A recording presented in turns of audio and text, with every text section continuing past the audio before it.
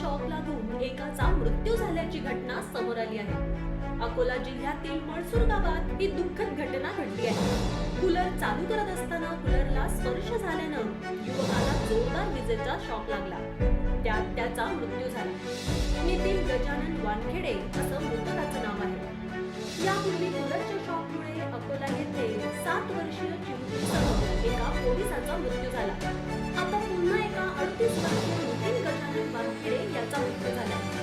नितीन हे कामावरून घरी परतले. घरातील कूलर बंद पडले म्हणून त्यांनी कूलर चालू करायचा प्रयत्न केला. कूलरला स्पर्श करताच त्यांना विजेचा धक्का बसला. त्यानंतर त्यांच्या अंगावर कूलर पडला. ही घटना त्यांचे वडील व पत्नीच्या लक्षात येताच त्यांनी विद्युत पुरवठा खंडित केला.